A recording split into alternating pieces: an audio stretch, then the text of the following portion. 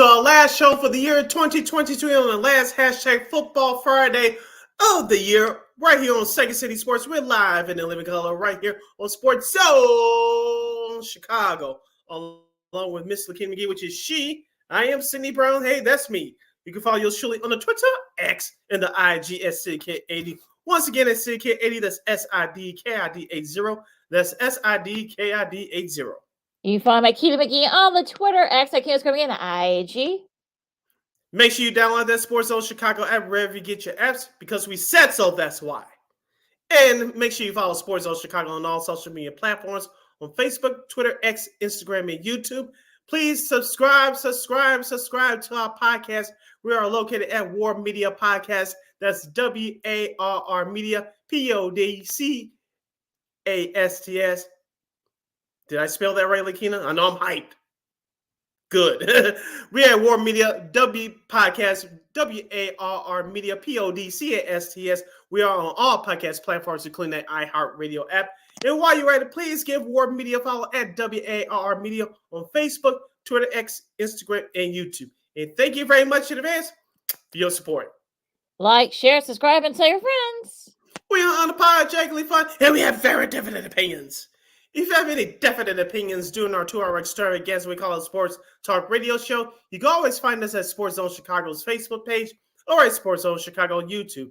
Type in those questions or comments in the comments section. Lakina will get them up on the screen for you. But if you decide to troll and or do something silly, dumb, or stupid, I've given Lakina full powers to give you fools be a boot. Happy New Year. Toodles. But before we begin, we must remind you to catch Sports Zone Chicago live in the living color right now on Roku TV. That's right. So celebrate with the squad and get with the program. Sports Zone Chicago is now available on Roku TV. If you already have a Roku television, just tap on that sports folder and download that Sports Zone Chicago app. If you don't have a Roku television, but you have some handheld devices laying around, your iPhone, iPad, iTouch, your Android phone, your personal PC, or your Chromebook, just hit up the Google Play Store, download that Roku TV app, and access Sports Zone Chicago through that avenue. So no more excuses. Celebrate the squad and get with the program. Sports Zone Chicago is now available on Roku TV. 24 hours a day, 7 days a week, 365 days a year. Live and on demand. Anytime, anywhere. And you know we will provide. Yes, and we will provide. We're not going to dwell. We're not going to rest our laurels in this last show of 2023 on Second City Sports. Of course, we'll talk some Bulls and NBA. Bulls was a tough one last night. The rest of the NBA from the last couple of days. Also, too, we'll recap some of the college bowl games and preview some of the big ones. New Year's Six games are coming up starting tomorrow.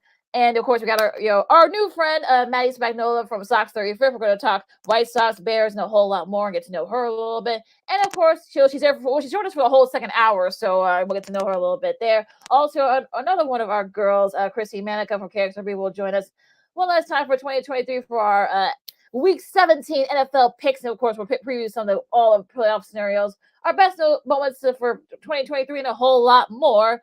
And just about everything that we'll get to. We finish off 2023. So, but first, and this happened last night. Unfortunately, the Bulls went at a tail end of a tough loss to the Pacers. And here are some highlights. Continue to see this just as he did the other night. A little more physicality and aggressiveness. Speaking of which, the physical Williams. He's been really for DeRozan and a break. Taylor trying to grab it, top it, saves it. Good job by Williams getting in there. Against Turner, he scores. And that is a nice offensive rebound by Patrick. I imagine, Stacey, you're thinking single digits right now. Yeah, get it to single digits. DeRozan around it down. Moving right, get back on defense. High 17 the other night. Williams draws contact. And one. Jalen Smith on the foul. To White. He might have to take a three for the lead.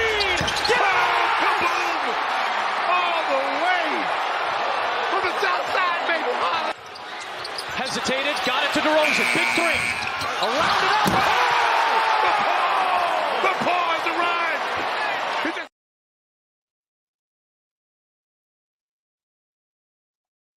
And those are highlights from the NBC Sports Chicago with Adam Meem and Stacey Kane with the call. As the Bulls did come back from 25 down to make it interesting. They did lead for a little bit early in the late in the third quarter, going to the fourth, but it was the Pacers 3-point shooting led by Tyrese Halliburton, who had 20 assists and 21 points, 120-104 as the Pacers beat the Bulls, and it was really the 3-pointer that really did the Bulls in. Halliburton was 6 for 13 from 3 by himself.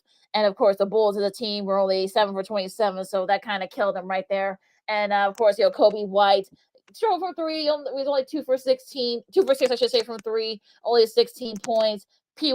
Will did lead the way with 22. DeRozan had 21. Andre Drummond did what he could. He had 16 boards, but only had 7 points. So it was really just a 3-point shooting. We know about Indiana. They kind of live and die by the 3. And in this case, unfortunately, the 3-pointers, they hit those 3-pointers against the Bulls. See what happens during a basketball game when you fall way behind like the Bulls did last night by 25 points. You expend all the energy coming back into the ball game. You take the lead a couple of times, as you mentioned, but you don't have enough to finish it off. And what happened last night? The Bulls relaxed on defense. You heard in some of those clips, Stacey King, the Bulls commentator, said, "Get back on D, get back on D." And like you said, even though the Bulls were coming back, and I like the way that Patrick Williams was aggressive last night, especially when the Bulls were coming back. They were relaxed on D, and it really got exposed in that first half with them on the screen. How many times we talked about this, Lakina, for the last couple of years? The Bulls do not know how to defend a screen and roll properly. Teams have been killing them with that play over the last 2 or 3 years, and I'm sick of it, to be honest with you. But on the flip side, for the Pacers, you mentioned Tyrese Halliburton, who should be an all-star. We called that too a few weeks ago, right before the play-in tournament final against the Lakers in Las Vegas. He had 21 points, 20 assists, and the Pacers bench outdueled the Bulls bench, to be honest with you, last night. Lakina. Buddy Hield came in and did his job. Mathburn did his job as well, scoring 15 points. Buddy Hield with 19. But that Bulls bench, unless I missed something, Lakina, they didn't bring that energy last night. Outside of Ayo Dosunmu, who was the only person in double figures off the bench, no one else did anything. Now, as far as the starters concerned, you mentioned about Kobe White. DeAndre Drummond, no, he did not have another 2020 performance. Unfortunately, he was in foul trouble for most of the game. He did what he could, but it wasn't enough. You could arguably say that Patrick Williams was the best player out there on the floor last night for Chicago. Yeah, dare we say? I mean, we know he's been shooting pretty well with lately, and becoming kind of like that facilitator. And you can see not having Vooch there to kind of like block out and not get some of those boards and not getting those shots and especially those 3-point shots. Like I said, it was really the 3 that kind of did the Bulls in, or the lack of 3 as in this case. And the Halliburton, he's the first to do that. He didn't have any turnovers either. Halliburton didn't. And the first person to do that since Chris Paul did all the way back in 2007. So it's been a while since that nice little performance from him. Now on the flip side though, on Wednesday night, the Bulls actually shot better, and they beat the Hawks 118-113. Now in that game, P. Will only scored 5, but of course Kobe White, despite being 0 for 7 for 3-point range, had 19 points. Caruso had 11. Of course, we talked about Andre Drummond in the 24-25 game. So definitely a mixed bag for the Bulls in that Hawks game. Now they do have a home and home with Philadelphia starting tomorrow, and it'll be just because I'm sure Philly wants to get a little bit get back because the Bulls actually beat them in their home court about the last week. So I'm sure they're going to get that. The Bulls are like 14-19. Their schedule gets a little bit. It's get a lot to, of course, like I said, at home and home against Philadelphia. Within these next week as we can, flip the calendar. They have New York. That'll be a Wednesday game on ABC. Then they got Charlotte, a home against Charlotte. Don't ask me how this stuff is happening. Houston and Golden State. So they actually have a little bit of a shot to at least split some of these, home and homes. If you're Charlotte's going through a lot of injuries, so you want to try to get both those games. Houston, I know they've been coming up and down. I think they beat Denver, but they've lost, had the losses too. So yeah, the Bulls actually have a shot to have to get to like maybe just 2 or 3 games under 500. You're listening to Second City Sports on the hashtag Football Friday edition, the last one of 2023. I'm Sid the Kid along with my partner, Miss Lakina McGee, as we discuss the Chicago Bulls losing to the Indiana Pacers last night in their the weekend review overall. Lakina, for this Bulls team, especially with that schedule you mentioned coming up. I would like to see the Bulls get back to the basics as a team. Past the basketball. You notice, as we talked about on these last few shows, that the ball has been moving around. I know last night the team assist total was way low at 19 for the game, but as I said before, between 25 and 32, if the Bulls have those team assists between 25 and 32, you'll win your majority of ball games. Last night they only had 19. And as I said before, regarding last night, you spend all that energy coming back, you don't have enough to finish it off. And the lack of energy coming from the bench outside of DeSumo, that's what really hurt the Bulls last night. But the Bulls have to get back to the basics, share the ball. Kobe White, when your outside shot's not hitting, like you mentioned with the Atlanta game the other night, take the ball to the basket. And that's what he did. That's what he did on Wednesday night. DeMar DeRozan continued to hit big shots in the fourth quarter. Patrick Williams continued to bring that energy at the 4 spot. And also, too, with that bench, how about Ayo Dosunmu? Andre Drummond, I know he's starting in the place of Vucevic. He's going to be out for a few more games. But Andre Drummond, keep being that defensive presence in the middle. Your offense is going to be fine. Just set that tone defensively. I think the Bulls will be okay. Yeah, I think they should. I think they should be. Like I said, the schedule kind of sets up for them that they could probably split their whole home with Philadelphia. They could beat Houston. I think they could, win both those games against Charlotte. So yeah, I think they could definitely kind of manage to get some more wins here as we get closer and closer to flip over to the new year. Now let's go to a couple of these games from last night before we go to break. The Lakers get a much needed win. They beat the Hornets 133-112. AD had Anthony Davis had 26 points. And so for me, I think 133 points, like that's easily their highest scoring total this year. We're talking about the Lakers, and look, I think playing the Hornets, I think is probably just what the doctor ordered. Yeah, we talked about the Lakers struggling since the play-in tournament victory over the Indiana Pacers a couple of weeks ago, and they only had one victory up until last night. We talked about in our last episode on Wednesday how they looked against the Boston Celtics. As I said before, and I'll say it again, even though we have a long way to go, the Celtics are playing like the best team in the NBA. I'm not going to back off of that. So you saw what the Lakers had to measure up against there. But last night, like you said, the Charlotte Hornets was what the doctor ordered. They took full advantage of it.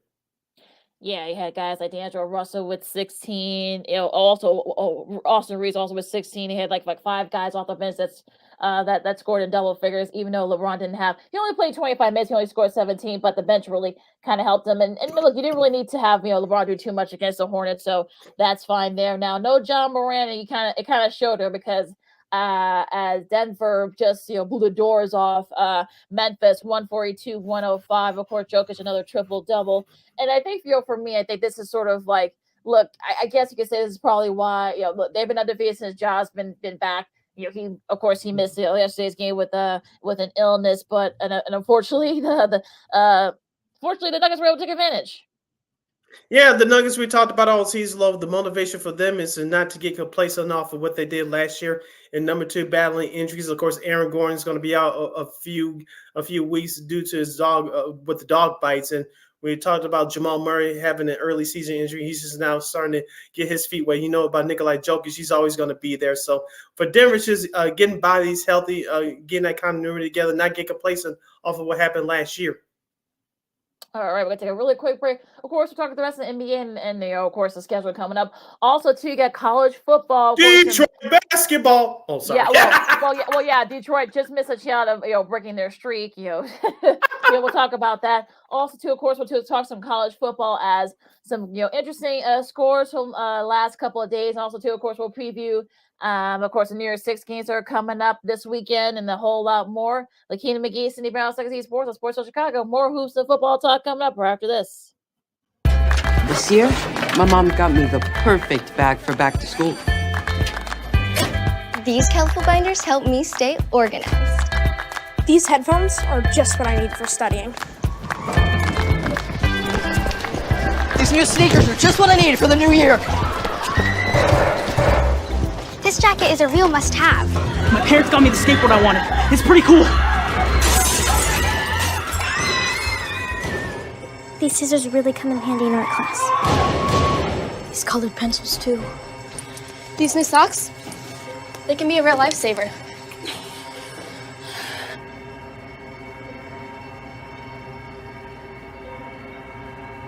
And I finally got my own phone to stay in touch with my mom.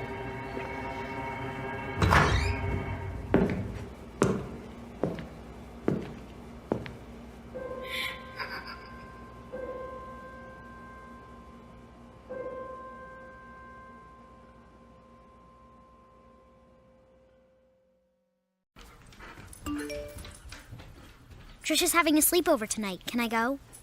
I wonder about Lucy's friends. What should I say? I know you're only 10, but one of these days a friend will offer you a drink. And alcohol at your age can lead to so many things. None of them good. So can I go to the sleepover? Lucy, I want you to promise me I something. finished my homework.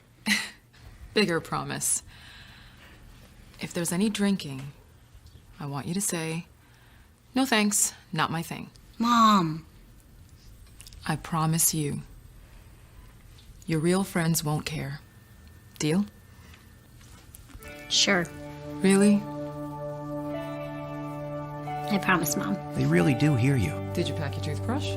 For tips on how to start the talk, visit underagedrinking.samhsa.gov. A public service message from the Substance Abuse and Mental Health Services Administration.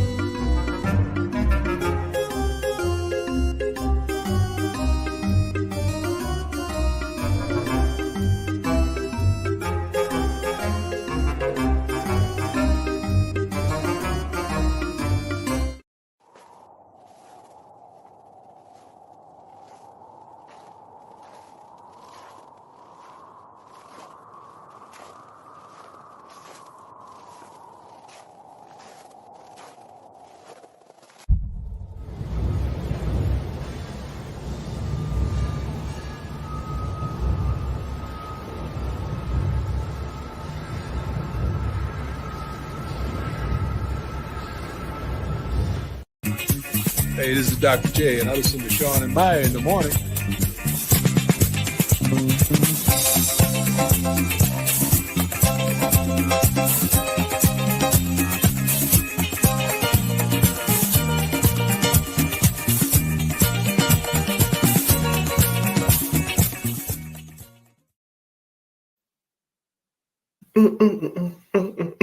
Welcome back to Second City Sports on Chicago. We're live and in living color. I'm Sid. That's Lakina. You can follow yours truly on the Twitter, X, and the IG at SidKid80. Once again, it's SidKid80. That's SIDKID80. That's SIDKID80. You can find my Keenan McGee on the Twitter, X at Keenan McGee, and the IG. We have less than 85 minutes left for this extravaganza we call a Sports Talk Radio Show. If you have any questions or comments for us, please find us at Sports Zone Chicago's Facebook page or at Sports Zone Chicago on YouTube. Type in those questions or comments in the comment section. The best ones and most creative ones, Lakina will get them up on the screen for you. All right, Sid, let's talk about the rest of the NBA from the last couple of days, and some pretty interesting results here. And as you know, of course, my computer doesn't want to cooperate. You know, what's that? A little slow today. Damn technology. I know you got what a great invention. Exactly. But even still, I mean, look, Miami beat Golden State 114-102. Tyler Hero had 26 points. Now, again, no Jimmy, but look, Miami's been playing pretty well lately.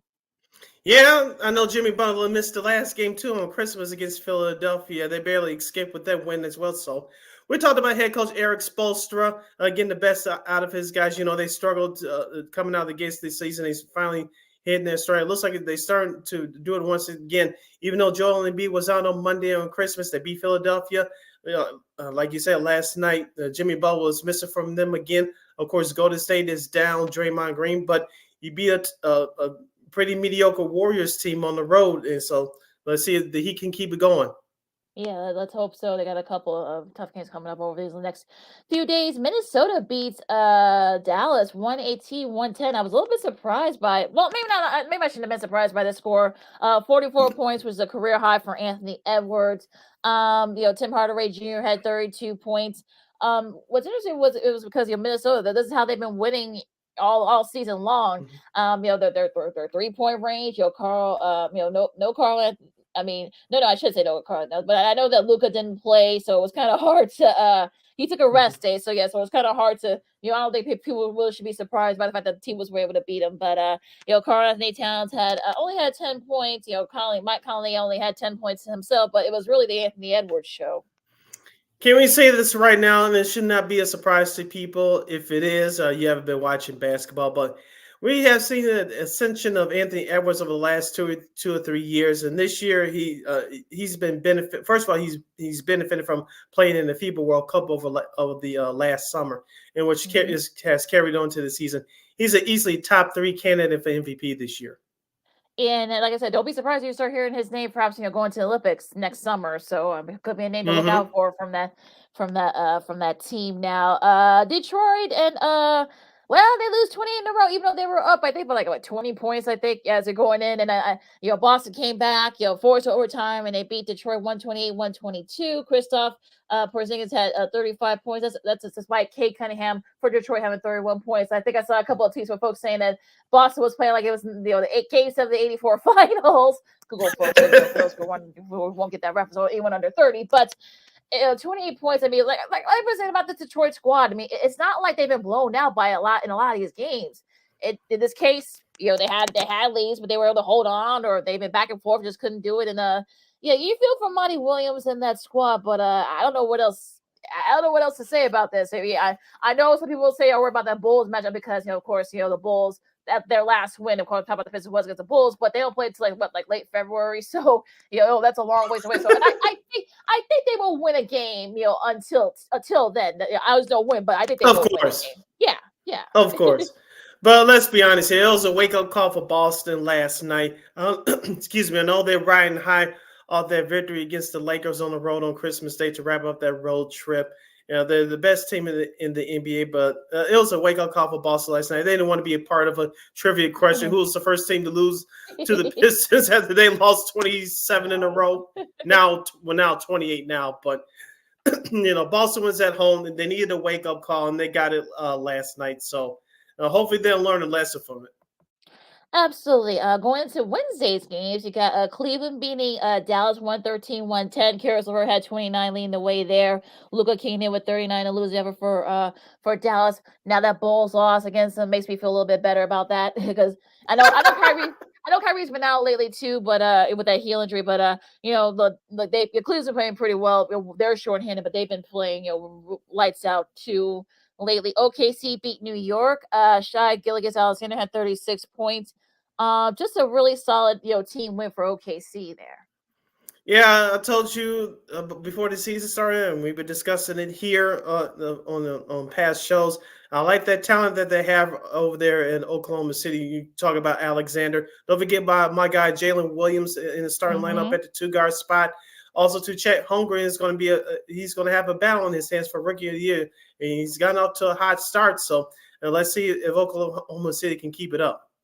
Yeah, it's them in Minnesota, on top of the Western Conference right now. Who would have thunk it before the season started? Yeah, exactly. And Phoenix got a much-needed win over Houston, 129, 113. KD had 27 points. So yeah, this was definitely something this is definitely a win that Phoenix really needed. Yeah, Phoenix has some good news on the horizon. We'll get to that as we preview the schedules for the weekend coming up. But like you said about Phoenix, they had that battle against Dallas on Christmas night at home. So like you said, this is a much needed victory against a much improved Houston Rockets team. So as the question is, what's going into the year? That's still the same question right now, Lakina. Can this Phoenix Suns team be healthy enough to play together long enough to gather some continuity and get a long winning streak going to get themselves out of this hole in the Western Conference? Because as we said, coming to the season, the Western Conference is going to be battle tested every night. If you fall too far behind, it's going to be hard for you to catch up. And some of those things that we thought were going to be there, they find it out right now, including Phoenix. Yeah, exactly. And Milwaukee and Toronto, no trouble with their opponents. Philadelphia, no Embiid. Look, I think he didn't really have to play in Orlando. 112-92. Tobias Harris had 22. Tyrese Maxey had 23 points. So it's really going to be one of those things where whenever Embiid decides to take games off or whatever, guys are going to have to step up to kind of help out. Yeah, as we talked about on our show on Wednesday, from the last game against the Miami Heat, even though they lost a close one. Tyrese Maxey, Tobias Harris in particular, from yours truly, they need to step up to be consistent, to help out Embiid, who's going to be that third wheel. Also, to Patrick Beverley, has done a nice job coming off the bench for the Sixers this year. So it's going to have to be a collective effort. And they have a battle in their hands, as we talked about before the season started, trying to keep up with Milwaukee and Boston. So Philadelphia is Tyrese Maxey, is Joel Embiid, but who's going to be that third wheel? There's a couple of people want to fill in that role. Absolutely, man. I know some people are worried about the ratings because look at the ratings for the Christmas games. I think the highest rated was the Celtics, the Lakers. Well, I forgot. Yeah, well, the Lakers won. Everything else had like a little bit below that, and then the NFL, both those games had like 20 some odd million viewers. We talked about the 27 million that tuned in for the Ravens 49ers game. I think people also need to realize too. I mean, when you look at the top of the East, you got Milwaukee, of course Philly and Boston. Those are like your, not in that order, but those are your top three. And on the Western Conference, you got Minnesota. And I think people are kind of like wonder like, okay, what's going on? That could be why the ratings are quote unquote down. But I think the NBA will be just fine. I think as it gets closer and closer, once football's over with, basketball's kind of gets in full swing. So what do you think? Yeah, I couldn't agree with you more. We're in the last couple of weeks of the regular season for the NFL, so that's going to dominate the headlines. And the playoffs is only going to be on for a couple of days over the weekend once the playoffs start. So the NBA kind of slowly, surely going to have the stage to themselves, which would definitely help them. Now going to schedule for this long New Year's weekend. Starting tonight, Friday, you got New York and Orlando at 6:00. Brooklyn and Washington also at 6. Sacramento and Atlanta, that should be a fun one between two up-and-coming teams at 6:30. Toronto and Boston. Milwaukee and Cleveland, that should be a fun one. That's going to be the first game of the NBA TV doubleheader. No ESPN doubleheader because of bowl games. We'll talk about that in a second. Philadelphia and Houston at 7. We'll see. I'm sure MB will be back for that one. OKC and Denver, that should be a fun one at 8. Charlotte and Phoenix, we'll see. We'll talk about that in a second. San Antonio and Portland. And a nightcap, it looks like John Ray will be back for this game from Memphis as they face the Clippers at 9:30 on NBA TV. A note in that Charlotte Hornets Phoenix Suns game tonight, Bradley Beal will return after missing the 5 previous games due to an ankle injury. So Bradley Beal will make his return tonight for the Phoenix Suns. As we talked about just a moment ago, let's see if they can get the whole squad back healthy. Games for Saturday, tomorrow. Of course, we talk about the Bulls and the 76ers at the United Center on a Saturday night. We also have Miami at Utah, Toronto at Detroit. Can Detroit finally break their long losing streak? We'll see what happens with that. The Knicks and the Pacers from, I know it's formerly known as Conseco Fieldhouse. Remember those matchups back in the 90s and early 2000s? Yes. Rounding up tomorrow night's schedule, Saturday, you have the Lakers and the Timberwolves, and you have Dallas at Golden State. Of course, the Bulls chose the Sixers at 7.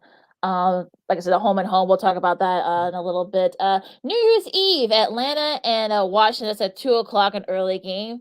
Of course, you got the Lakers and the Pelicans. That should be a fun one. Brooklyn, OKC, Boston and San Antonio. That should be interesting. Sacramento and Memphis at 7. That should be a good one here with 2 up-and-comers. And Orlando and Phoenix. So we'll see if Phoenix can kind of get a little bit of a run going here. And on New Year's Day, January 1st, 2024, it's a full slate, so get ready for this. The afternoon game on NBA TV will have the Minnesota Timberwolves visiting MSG to take on the New York Knicks. The other games are scheduled for New Year's Day: Cleveland at Toronto, Detroit at Houston. Will the losing streak be over? Quote unquote, for the Pistons? We'll see. We have the Pacers are visiting Milwaukee to take on the Bucks. Charlotte at Denver, Portland at Phoenix, Dallas at Utah, and the Clippers will host the Miami Heat. And that's your schedule for Monday, New Year's Day. And the day after New Year's on January 2nd, you got, of course, the Bulls and Philly. They're home and home at 6:00 on NBA TV. We'll see if that's going to be on in Chicago. I know they tend to black out some of those games sometimes, so we'll see there. San Antonio and Memphis, Wembanyama versus John Morant. That should be interesting. And Brooklyn against New Orleans at 7:00. Wrapping up Tuesday's schedule, we'll have Boston at OKC to take on the Thunder. The second half of that Tuesday night NBA TV doubleheader will feature the Orlando Magic and the Golden State Warriors. And we'll have the Charlotte Hornets visiting the Sacramento Kings. And that's your schedule for Tuesday. That's just also for the long weekend in the NBA. As this is Second City Sports on Sports of Charlotte. Keena McGee, Cindy Brown, with you now. Bowl season is in full swing, and now we're going into like some of the big bowl games. Kentucky and Clemson, they're in a little bit of battle right now. They're at halftime in the Gator Bowl, 14-10.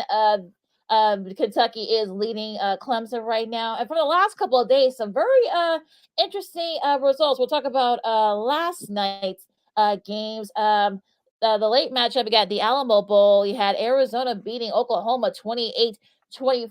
It was actually the defense for Arizona. Well, I'll talk more about that in a second, but as I'm getting the scores, the stats up here. Sorry, folks. But yeah, I mean, it's safe to say, Dylan Gabriel, of course, he transferred, so he didn't play yesterday. Jackson Arnold, the top recruit, 2 TDs, but 3 interceptions, 361 yards. Noah Fafita from Arizona, 2 TDs. Jay Williams from Arizona had 1 rushing TD. Gavin Shuck, they're his best ever, 134 rushing yards, but the defense really for Arizona, who really stepped up. I think they had like 2 interceptions. They recovered like 3 fumbles. And if you don't know the story of some of these guys, Tyrell Higby, who is actually now known to be like second or third rounder, he could come back to Arizona next year, was living out of his car, worked at a gym just so that he can have a place to shower. He came to Arizona, and then he's become second team first team all Pac-12, got an interception yesterday, last night, for Arizona, and just a really great showing by the Arizona defense. Yeah, you warned us about the Arizona Wildcats on our last show, and you talked about them possibly winning a bowl game. Like you said, they did it last night, and those guys have been underrated all year. Playing in the Pac-12, and we talked about some of the other teams like USC and some of the other powerhouses in UCLA. But congratulations to those guys in Arizona. Yeah, Memphis has definitely got that team playing well, and a lot of those guys will probably be back next year, so that could be even more dangerous to go to the Big Ten. Coming up here. Let me go back. More games from more for the third bowl. This is actually when the bowl season kind of really gets into full swing. Here, the Kansas State beat North Carolina State. 2019, the Pop-Tarts Bowl. Yeah, if you saw some of the videos, from the Pop-Tarts, the Pop-Tart mascot, it was actually very cute. And I wonder if the guys from K-State, do they get like Pop-Tarts? Like, a lot of times I have Pop-Tarts guys for winning that bowl game. I don't know. You would hope. Yeah, I would think so too. Yeah, that was actually, I know those guys, love that. Also, what's your favorite Pop-Tart, Sid, growing up? Or were you into Pop-Tarts? I think I only had it once or twice when I was very little, and I was like, not for me. So not a Pop-Tart. Okay, it's been a long time since I had one. Yeah. Yeah, same here. I mean, I was never really like strawberry was my favorite, but the brown sugar and cinnamon, that was actually delicious as well. So, but a nice win for Casey finishing up there. Boston College. I mean, a lot of people know that Boston College were basically left for dead the last couple of years. They beat SMU after they were like the 2 or 3 touchdown underdog. So a nice win for them, 28-14 over SMU. Rutgers beat Miami 31-24. I know this disappointed Sid, I'm sure, in the Pinstripe Bowl. Miami's now 1-11 their last 12 bowl games. As I said before, and I'll say it again. Miami needs a quarterback, perhaps a new head coach. I'm just throwing it out there. Well, I'm sure you're not the only one that feels that way. And of course, you're going to. Well, no, you're not the only one that feels that way. Going into the matchup, Neil Brown. I'm hoping he got that mayo off of him, the West Virginia coach. As West Virginia beat North Carolina. I saw that last night. Yeah, 30-10 in the Duke's Mayo Bowl. Virginia Tech with a nice finish their season. They beat Tulane in the Gold Bowling Military Bowl. Oklahoma State, with their nice little finish, being Texas A&M in the Texas Bowl, 31-23, and it looks like USC might have found a new quarterback. They beat Louisville in the Holiday Bowl, 42-28. Miller Moss had 372 passing yards and 4 TDs, but also the defense actually played very well for USC.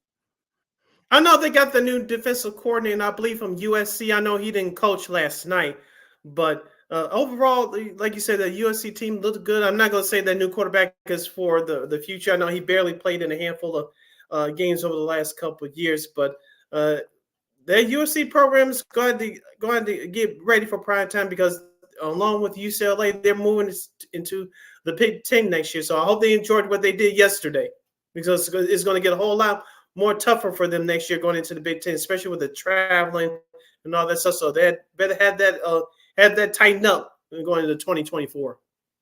Yeah, it's going to be very interesting to see it. Well, not just them. I mean, but I think I did the Big Ten West. You got Iowa, Illinois, Wisconsin. I mean, look, they're going to be dealing with that as well. So for me, I think this is going to be very interesting to see what happens with that. Now going into the bowl games for this weekend.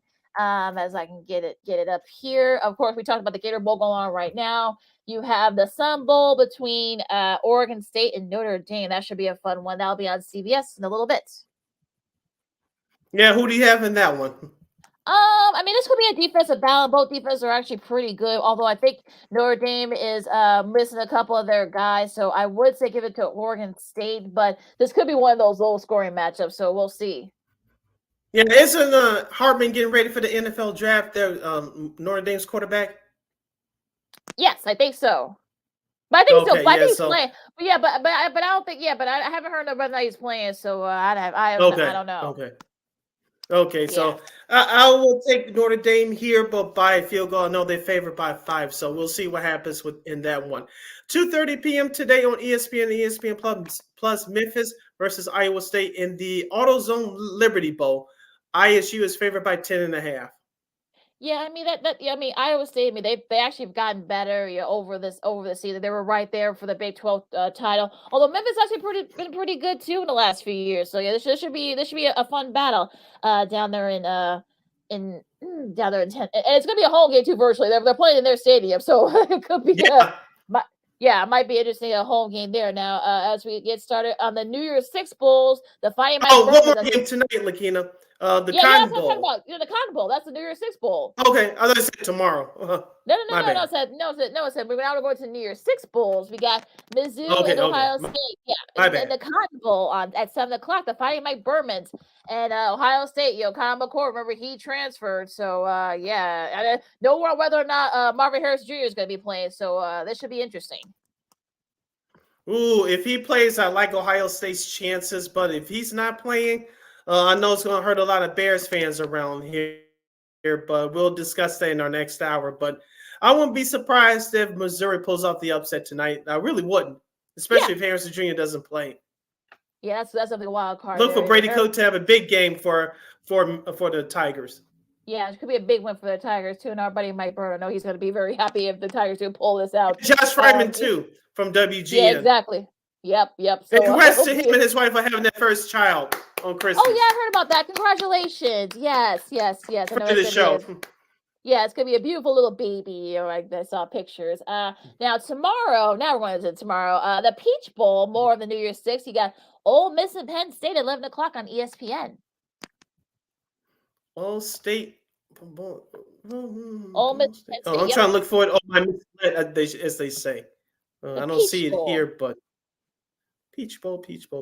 Yeah, one more time. Yeah, Ole Miss and Penn State in the Peach Bowl. Oh, okay, Ole Miss. Okay, I'm going with Penn State on that one. I think they're the more physical team. They can run the ball better. It could be a high-scoring affair with that one. In the Music City Bowl, you got Maryland and Auburn. Two very disappointing teams that some people thought they're probably a little bit better, but they unfortunately ended up not happening. I think you take a coin flip with that one, but I'm going with Maryland. Okay, the Orange Bowl down in Miami. You got Florida State and Georgia, two teams that probably felt that they should have gotten into the playoff at 3:00. Who's going to be more motivated to play in this one? But I'm going with Georgia by field goal. Could be. It's really going to be on how everyone's mindset is. So we'll see. I could go either way, but I picked Georgia too. Of course, the Arizona Bowl, the nightcap, that'll be on the CW. You got at the same time, you got Wyoming and Toledo. And of course, you got New Year's Day. Of course, you got after the Rose Parade, the Rose Parade. You got the Reliant Quest Bowl. You got Wisconsin and LSU. No Jaden Daniels probably. So this could be a high scoring affair, I guess. In the Fiesta Bowl, you got Liberty and Oregon. Liberty, this is probably their biggest bowl game since joining the FBS. And Oregon, I'm sure this could get ugly. We'll see. Yeah, Bo Nix will have a big game for him. Iowa and Tennessee in the Citrus Bowl on ABC. I think they played each other before in this bowl game years ago, if I'm not mistaken. So take the under, I guess, in this game. Yeah. All right, now we're going to the big ones. For at 4 o'clock first, you got Michigan and Alabama in the semifinal at the Rose Bowl in Pasadena. This game should have been aired at night, but I digress. Yes. But I think this game is going to come down to two things. Who's going to create the most turnovers and who's going to run the ball the best. Like we said during the season, Lakina, Alabama's defense in their running game has carried them as quarterback Jalen Monroe has grown and has become more consistent and confident each and every week. On the flip side for Michigan, J.J. McCarthy has had a better year than he did a year ago. Of course, you have Blake Corum there running the ball for Big Blue. But I think Michigan's defense will step up to the test. Remember, they were in this spot last year regarding Michigan, and they got outscored and they got outmatched by TCU. I think Michigan has learned their lesson, and I think they're going to win this game by a field goal. This could be a defensive battle, and I think it's going to be which defense. And I think Michigan, they got a veteran defense, so I kind of feel like they might be a little bit more trustworthy. And of course, J.J. McCarthy, this is not his first rodeo, so I think that could definitely help. And remember, no Blake Corum during that semifinal game either, so that's going to be a big difference there. Yeah, so, Michigan, it's going to come down to running the football, next man up for Michigan, but still it's going to come down to who runs the football the best. And I think Michigan is going to have to create 2 or more turnovers to limit Alabama. If they do that, I think they'll win this game. I think running, I think like I said, I think if they can keep Jalen Monroe and that offense off the field for Alabama, I think that might help them too. So we'll see what happens there. Now, this should have been an early game, but whatever. Down in the Sugar Bowl in New Orleans, you got Washington and Texas. This could be a high scoring game. So I think, look, you got Michael Penix Jr., who might be a little bit miffed that he didn't win the Heisman Trophy. So he might be a little bit miffed about that. Quentin Ewers, of course, for Texas. So this could be a nice little QB battle. I'm going with Washington and Mount upset because I know not too many people have paid attention to them all year long. You saw what they did against Oregon in the regular season and in that Pac-12 title game. I was on that Michael Penix Jr. bandwagon for the Heisman all year long. I know he didn't get it, but that's going to fuel his fire. On the flip side for Texas, I am still impressed by that defense, even though it's been taking a turn for the worst slightly over these last few weeks. I like their quarterback, as you mentioned, Ewers, but can they run the ball with some consistency? And I don't know that's going to work out well for Texas, in my opinion. I think this is going to come down to who takes care of the football the best. Whoever has the most turnovers is going to lose. And as long as Washington doesn't turn that ball over, I think this is going to be a game who ends up with the ball last. It could be both these teams are battle tests. They both had the kind of their scares early on. So throughout the season. So yeah, this could be one of those names where like it really could be who has the ball last. That might be really going to be the question. The big question there. But yeah, it should be a fun one. Both these semifinal games should be a lot of fun. Coming up on Monday. So yeah, you got some great bowl games. That's kind of the appetizer. So should be a great fun last few days before those playoff games on Monday. Stay tuned for more sports and more fun as our last show for 2023 on Second City Sports continues with Miss Maddie Spagnola and our girl, Miss Christine, the Queen Manika. You're listening to Sports Zone Chicago. No, I don't know, though. I'm scared.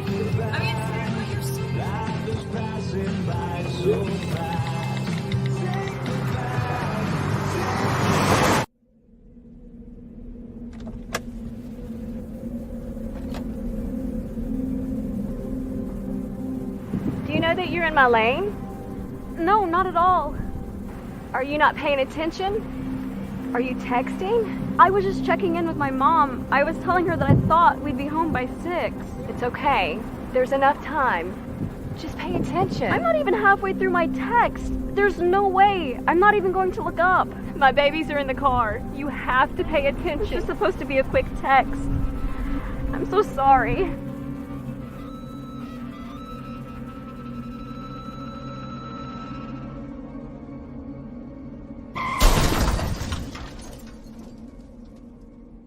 Hi, I'm Tom Brady, the director of DODEA. September is National Suicide Prevention and Awareness Month. The simple act of reaching out and caring for those in our communities is something we all can do. Just being there for someone you care about can be a tremendous first step in getting them access to confidential resources and support that they need. It only takes one person and one small act and 1 minute to make a difference. Let's make a difference.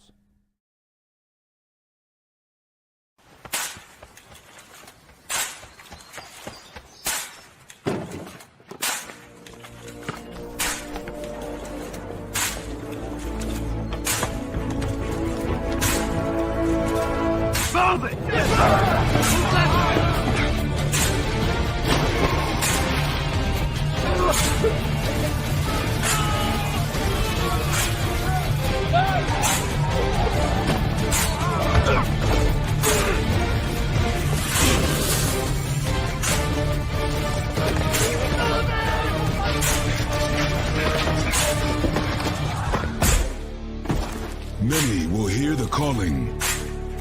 Few will earn the title. United States Marine. The few, the proud, the Marines.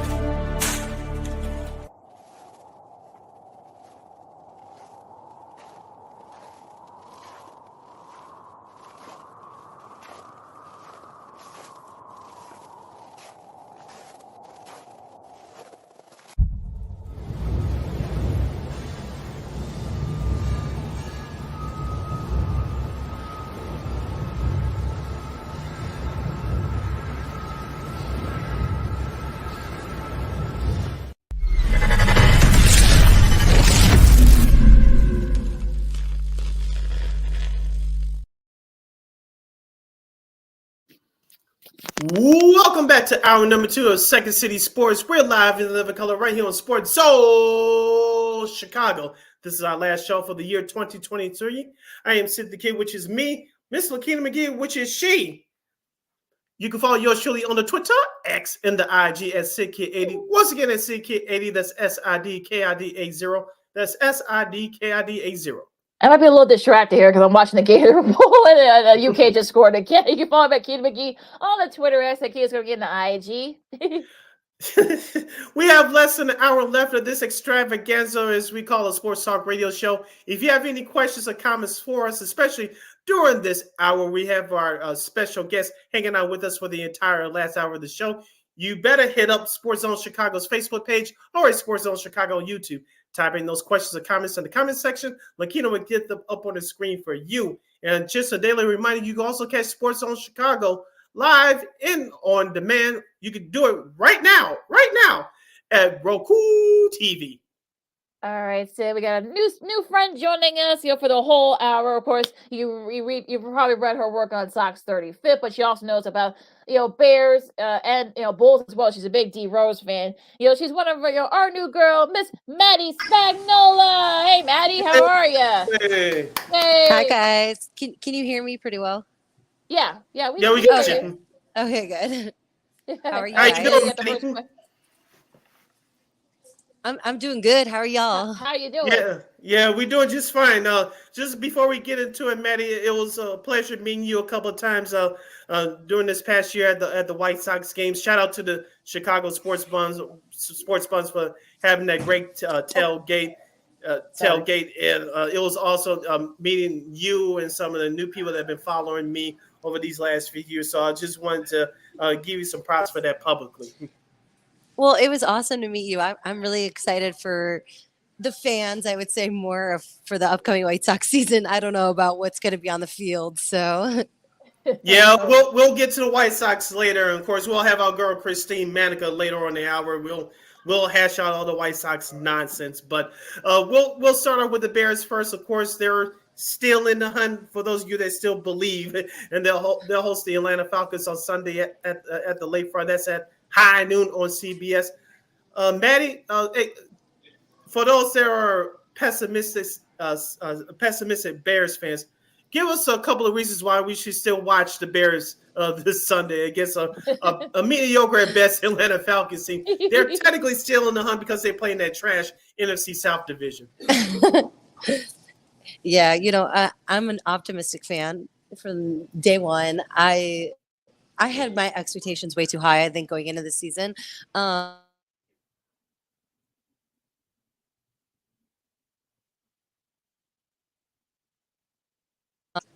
Can you hear me?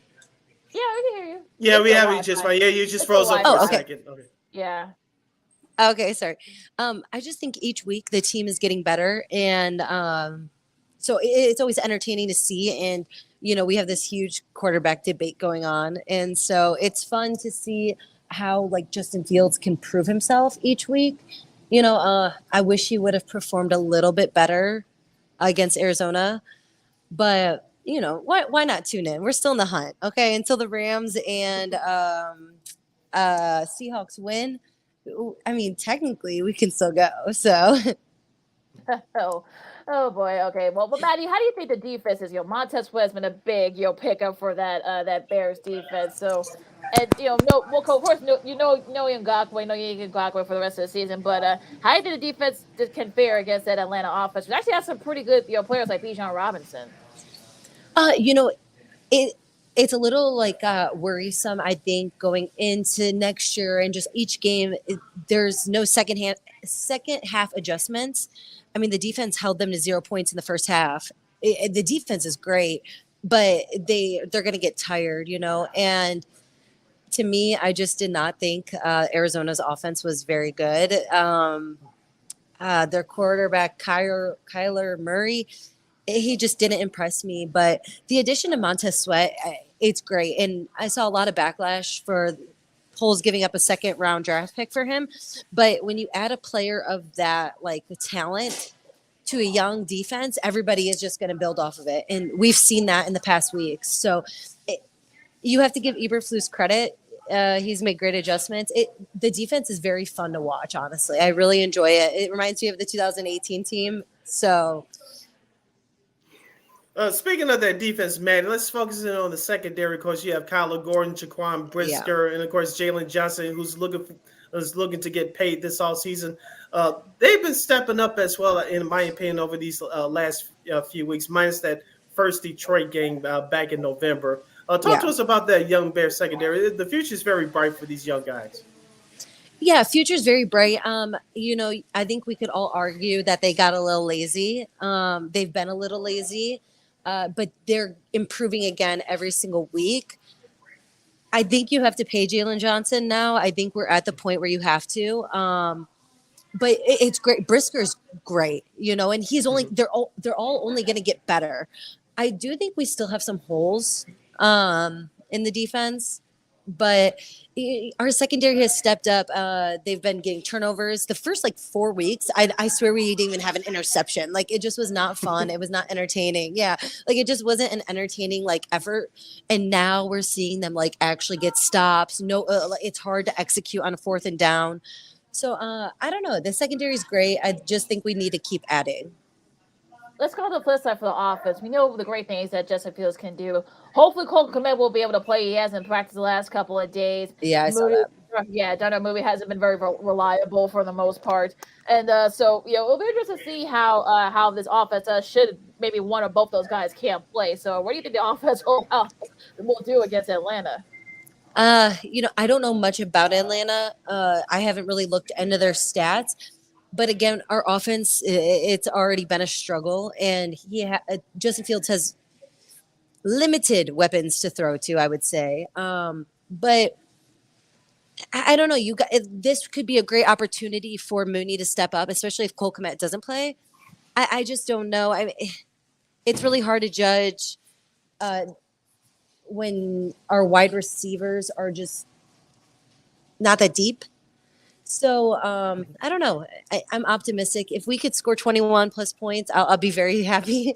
I would love to see 28 to 32, but it's just our offense is. We're hanging out with our new buddy Maddie Spagnola from Sox on 35th in the Chicago Bear cast on YouTube right here on Second City Sports, right here on Sports Zone Chicago. Sid Lakina hanging out here with you as we talk Bears. Maddie's going to hang out with us for the entire hour. Maddie, let's stay with that Bears offense. Of course, most of the concerns coming into the season, besides Justin Fields, has been that offensive line. In my opinion, you have three studs right now on the offensive line. You have Darnell Wright, and you have Braxton Jones, in my opinion, and Tevin Jenkins. Those three I could trust being on that offensive line going forward. What's your thoughts about the Bears offense from the first game against Green Bay up until now? It's honestly improved a lot, and I don't think it's getting as much as credit as it deserves. We all know there's missing pieces in the O-line, but it's great to see those young players step up. I mean, Darnell Wright, he should be in the talk for Rookie of the Year. I just don't think because of our record that he will be. But, oh, my God, I mean, he's just out of the draft, and how good is he? Like, it's crazy to see how young and talented these players are, and they're only going to get better. But, you know, I mean, we need a center really, really badly. And, Yeah. And, like I was talking to my buddy about it, like we could pick up I think I trust Poles, you know, I tweet this all the time. I really trust Poles, and I think he could get somebody really reliable in the free agency. I just don't know, like that's a key piece in the disconnect between our center and Justin Fields. Like it's really evident, but you know, the O-line it's getting better. And if we draft down, I don't know if you guys want to talk about the draft or anything, but if we draft down, the amount of talent Poles could get for the number one pick, it's gonna be crazy. So I don't know. I'm optimistic. I think our O-line it needs to improve, but it's getting better every week. Well, we'll talk about that in a minute here, but we'll go into that thing you're talking about, your mindset. Now, where are you at when it comes to, you know, do you want Eberflus back or get rid of Getsy? Do you want to get rid of both of them, and if so, who is your dream head coach for the Bears next season? Okay, everyone should know how I feel about Luke Getsy. The guy's an idiot. Sorry for being okay. Sorry for being a little harsh, but you know, and there's so much back and forth on Twitter. Sometimes Twitter drives me a little nuts. But the truth is, as a coach, you have to adjust to your quarterback. That's just how I feel. Like any coach has to adjust to their style of play, their quarterback style of play, and we have not seen that. And it's pretty evident that, I mean, if you get rid of Justin Fields, you have to get rid of Luke Getsy in general. That is just not fair. You know, like that's how I view it. It's not. But I kind of like Eberflus. I'm not going to lie. I think he's made adjustments. Yes, we lost 3 games when we were leading in the fourth quarter. And I think Poles has to just be like, hey, you have one more year here. If we're not in the playoffs next year, you're done. Because the truth is, as fans, like I expect to be contending next year. You know, I'm going into next season. Like I want to contend. And I just think you don't get rid of Eberflus. You got to get rid of Luke Getsy. There is a coach. I'm not very familiar with a lot of coaches. Everybody wants Jim Harbaugh. I don't know how to say it exactly. Jim Harbaugh, yeah. That's everyone's dream, you know, like that would be great. He possibly is signing an extension with the Big Ten Network or something like that I saw, or like Michigan. Yeah. And so I think that's high reaching. He would be great, but there's a coach, I think, at Alabama that a lot of people have been talking about. I don't know the full name, but he's a quarterback coach or offensive coordinator. I think that would be a cool fit. I'm not going to give my full opinion because I'm not very educated in that, so I don't want to sound stupid. No, I'll look that up for you. Yeah. Seriously, before I ask you my next question, Maddie, I think if Eberflus does stay, I think Luke Getsy does go, because here's the thing. Justin Fields, and I'm a Justin Fields backer too, but I will be fair and point out some mistakes that he has done in the past, which I think he has improved on ever since he returned from that injury from early in the year. He's learning how to slide. Like, we talked about it on the show for the past couple of years. Justin Fields needs to learn how to slide. He's been doing that ever since he's returned from that injury. Now, he's been getting rid of the ball quicker at times, but I think he still needs to be a little bit more consistent in doing that. Sometimes you just have to take the sack. I know you want to make the play, but sometimes you just have to take the sack. But there has been improvement from Justin Fields ever since he returned from that injury a couple months ago. Talk to us about that. I'm a Justin Fields fan. I'm not gonna lie. First week, I was at the game against the Packers, and it was very worrisome. Everyone wants Justin Fields to be that person, and going into year 3, I was expecting to see better decision making. I would say quicker decision making. So I'm still a little bit on edge about that, but Justin Fields has improved every week. I would like to see him throw a little bit more, but that's just not who he might be. And, if you're going to keep Justin Fields, you've got to find an offensive coordinator who is going to adjust to that. He's not good out of the pocket. Again, Luke Getsy clearly, like Tyson Bagent, he was great doing that type of stuff, whereas Justin Fields' game is a little different. So I don't know. I mean, you can't deny his athleticism and his skill set, but I'm a big Tom Brady fan, and so I kind of struggle when he doesn't make those quick reads that like Tom Brady would make or Peyton Manning would make. But again, he's still young. The team, the offensive side of the team is still needing to get better, but I don't know. I just don't want to restart at the quarterback position. So. Well, yeah, Tommy Rees is the Alabama OC, and of course, played at Notre Dame, was the Notre Dame OC for a few years now. I think it's his second year with Alabama. So yeah, I guess I've heard his name too. If you want to go into college ranks now, the Bears, I think, okay. Let's do hypotheticals here. The Bears, of course, they'll get the number 1 pick. They may still be in the top 10. I heard some people say, hey, let's trade, let's get the number 1 pick, and use it with Arizona or Carolina or some other team, and perhaps may trade it back. So I know you've talked about that too. So what do you think? I know you mentioned it earlier, but yeah, what's your scenario, on draft day, with all that? Well, let's say I think Ryan Poles is the king of fleeces. So he fleeced Arizona or the Carolina thing, and right now there are so many teams who need a better quarterback than.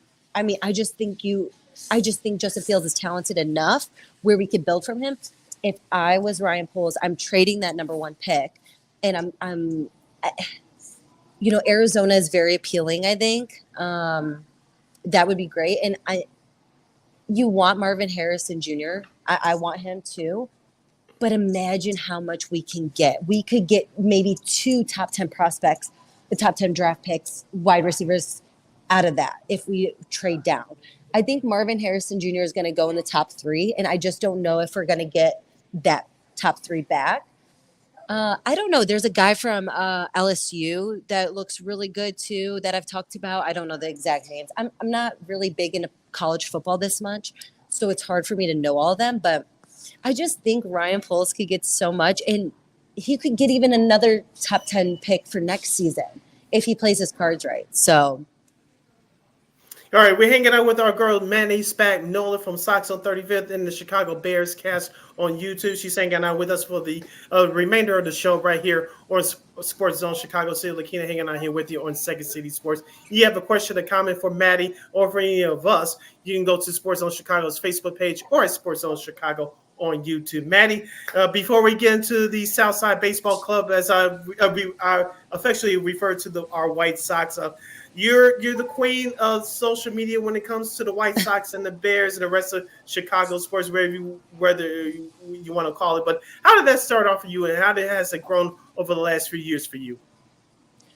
Well, sometimes I think it's crazy because I have been tweeting about sports literally since like 8th grade. Like, I just would always be on Twitter and so mad at the Bears or anything. But I don't know. So this summer, I really have gotten into baseball like really watching every single game back in 2020 during COVID kind of, because I just didn't have anything to do. So I was like, I was always a fan, you know, but I was so dedicated to my sport. I didn't really like buy into like watching the teams that much, besides the Bears, because it's only once a week.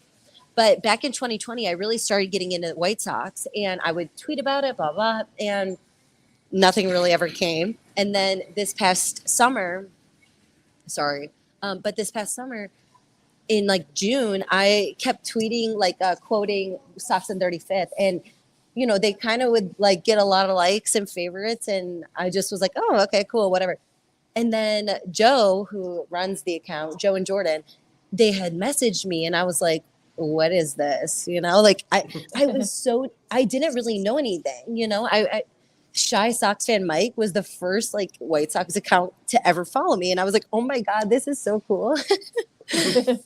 And so Joe reached out and he was like, hey, would you want to like start writing? And I was like, oh, cool. Like I'm no writer, you know, but like I love sports.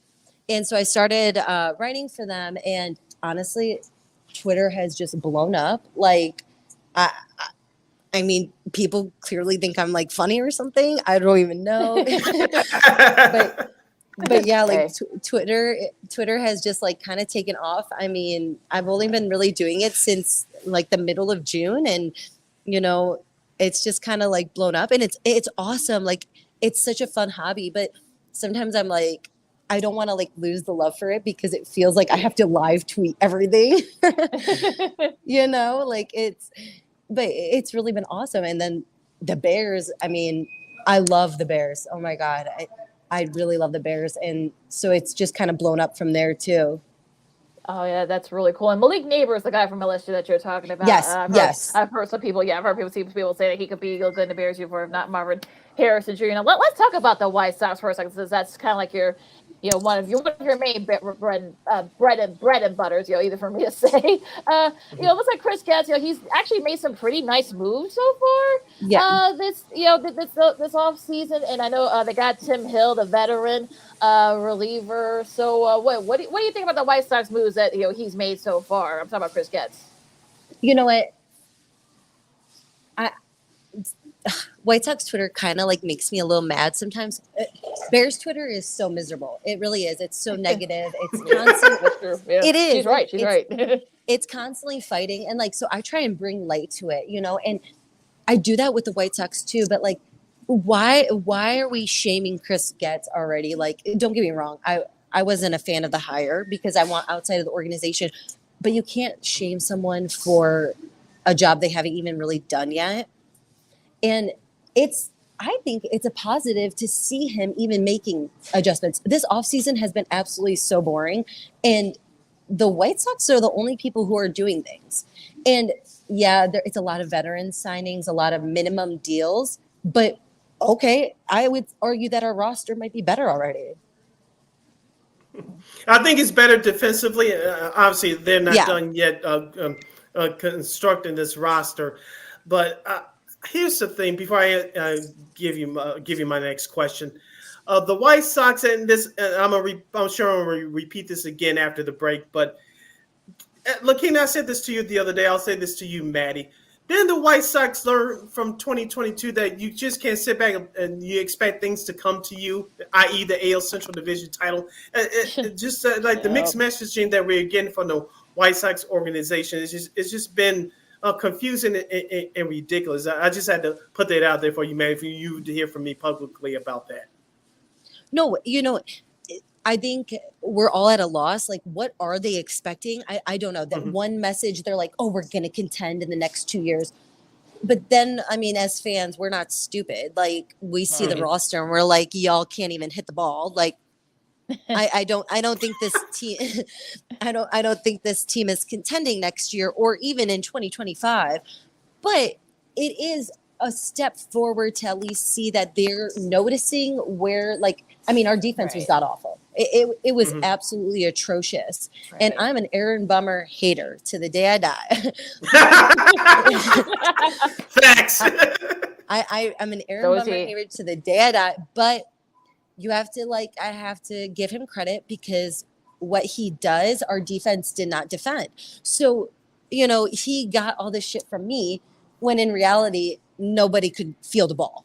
So I don't know. I mean, I said it before, I'm optimistic. I like to go into it. I tweeted this the other day and oh my God, people were like, what? You're crazy. You're crazy.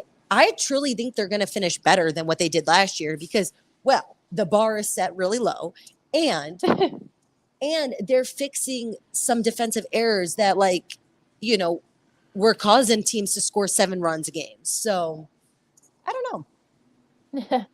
Now, what do you think about Dylan Cease, and the trade rumors? But that's been going on for, I guess, since like last season, halfway through last season. Yeah. Trade deadline. Do you think he'll get traded before the trade deadline, or will he be traded? What say you? What do you think?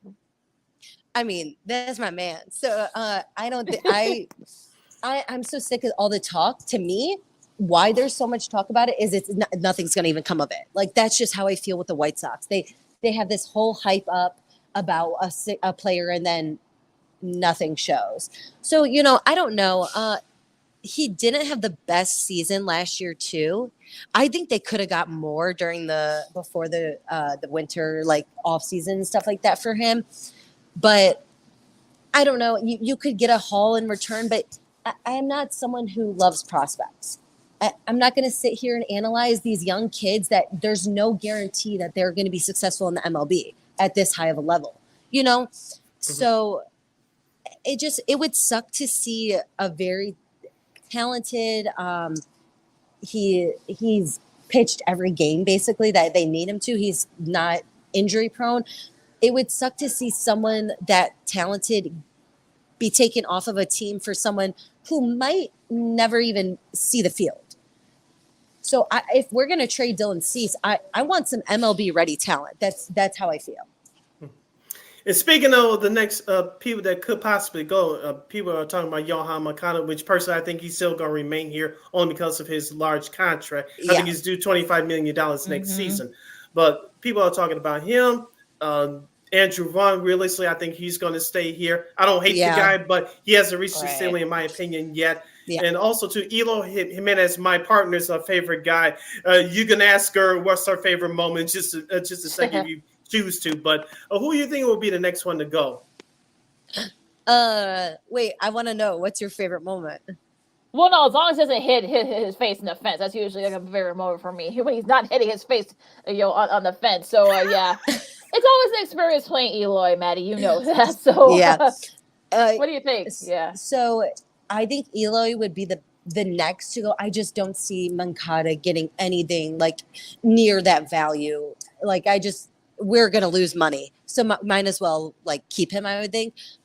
Eloy for sure, I think would be the next. I just don't see them doing much more. I would be surprised if we did much more. Clearly, they've been at the pitching situation. We need a right fielder. Like, what are we doing? We need a right fielder. I don't want to see Gavin Sheets up in right field. Oh my God. Ugh. Like I'm having flashbacks. Like I do not want to see that, like and Oscar Colas, okay, yeah, whatever. But I just don't think he is good in right field. He's yet to prove anything to me. I don't know about that. But, I think Eloy, he could get something in return. If you want my honest opinion, all of them are soft as shit. And I just like, if I could revamp, them, I would, sorry, I don't know if you guys talk like that, my bad. But my bad. I just think, I don't like their effort. I don't. And, I think Chris Getz is going to see that. I think he's going to see right through it. I really hope he does. So. One more question about the White Sox before we bring in our girl, Christine Manika, for our NFL picks. The starting rotation, we talked about Dylan Cease. I know they picked up a couple of guys, especially the Fetty guy from the Washington Nationals, pitched overseas last year.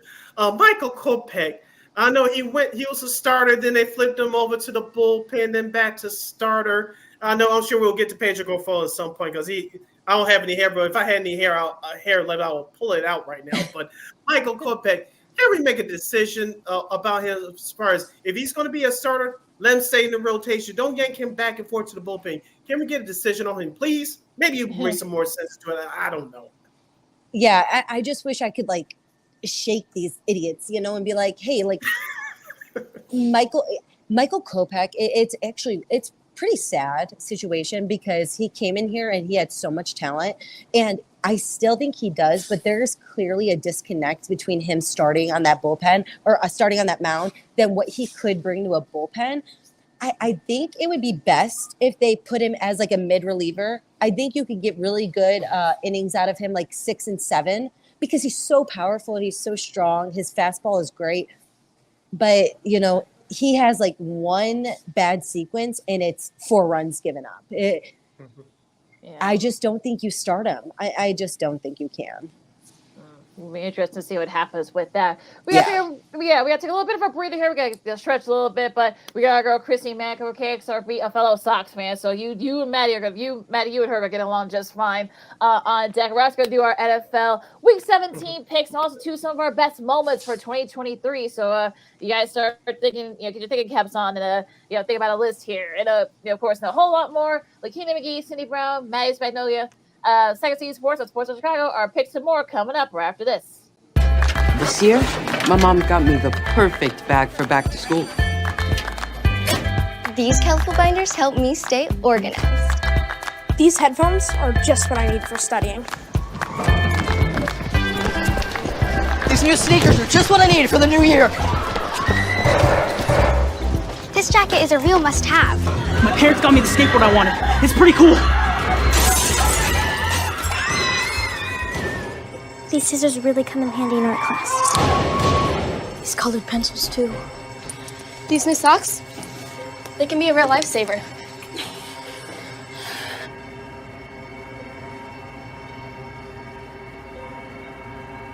I finally got my own phone to stay in touch with my mom.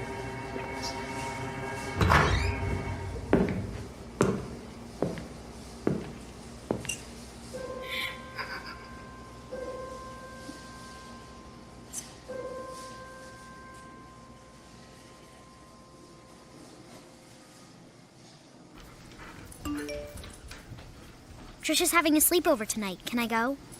I wonder about Lucy's friends. What should I say? I know you're only 10, but one of these days a friend will offer you a drink. And alcohol at your age can lead to so many things. None of them good. So can I go to the sleepover? Lucy, I want you to promise me I something. finished my homework. Bigger promise. If there's any drinking, I want you to say, "No thanks, not my thing." Mom. I promise you, your real friends won't care. Deal? Sure. Really? I promise, Mom. They really do hear you. Did you pack your toothbrush? For tips on how to start the talk, visit underagedrinking.samhsa.gov, a public service message from the Substance Abuse and Mental Health Services Administration.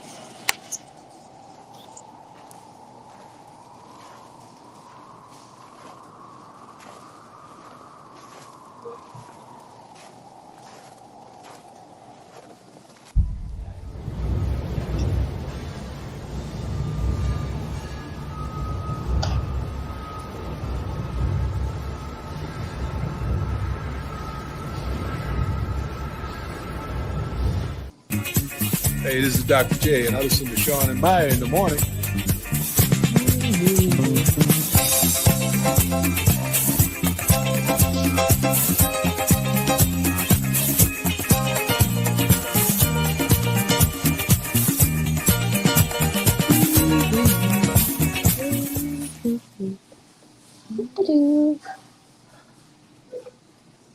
Oh, brother. All right.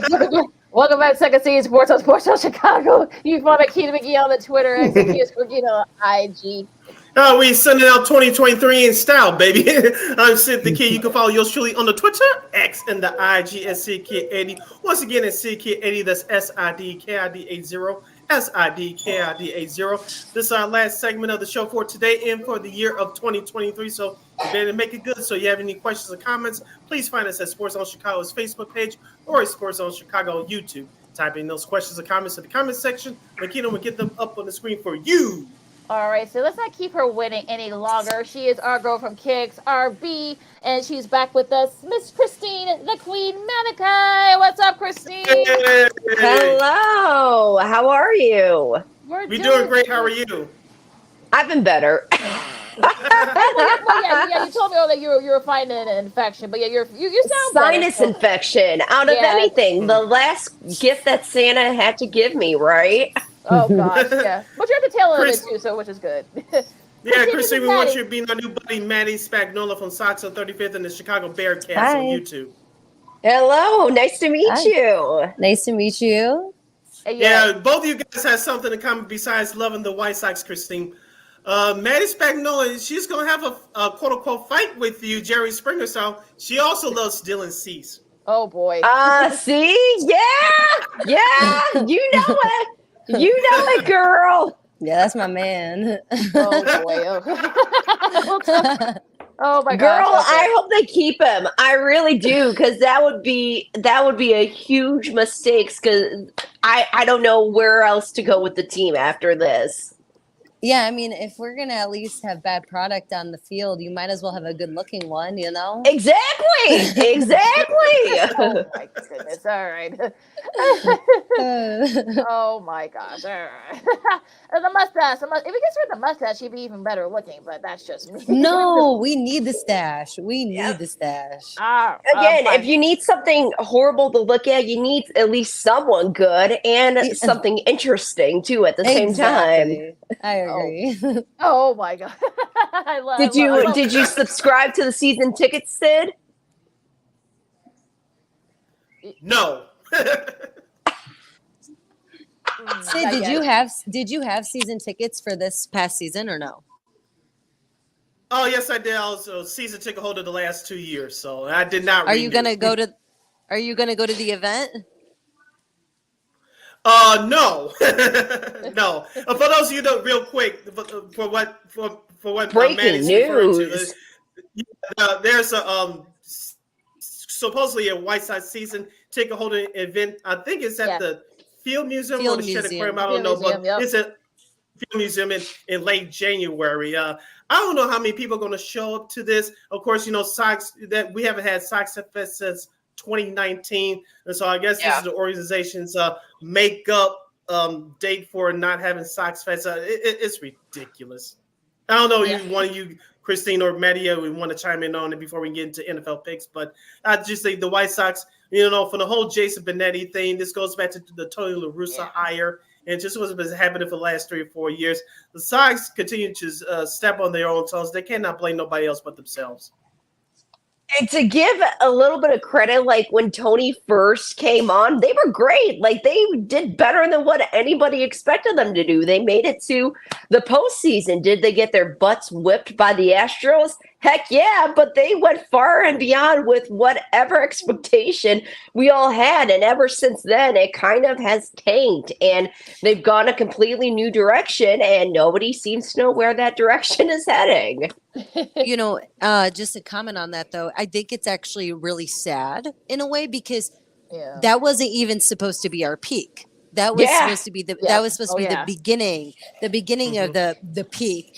And to see it fall off so badly, it's embarrassing how bad the White Sox are. Like you can't even compare the Athletics to us or the A's to us because the truth is they have no money. We have money and we won't spend it. So yeah. Ding, ding, ding, ding. Maddie, ding, ding, ding. You just. And who do we blame for that? It starts at the top. Yeah, exactly. So, exactly. Oh my gosh, and it fell so quickly too. I think that's really what makes it even worse. It fell so quick. So just crazy how that works. Now let's go into our NFL picks here. Of course, the Carrasco Browns, they clinched a playoff berth, second time in 3 years. Yeah, it's Joe Flacco's world. We're all just living in it. The $75,000, another bonus for him. What can you say? All right, as far as our picks goes, we were kind of even. We all had 8 wins. Christine, you would have gained a game, I said, had you gotten the 49ers Ravens pick. Well, none of us got it right. So you would have gained a game. Now you're back. You're still 3 games back. So I'm still rooting for my 49ers. That's fine. That's great. Love that. They still got a shot too at the number 1 seed in the NFC. So they're not out of that just yet. Now, only 1 game for tomorrow. This is tomorrow night. It's going to be like the Monday night game, so there's no Monday night game this week. You got the Lions and the Cowboys. Maddie, I'll let you start this one since you're our special guest today. Hey, I just think the Lions are going to win that game. I don't buy the Cowboys. I don't think they're, what they say they are. So, Christine?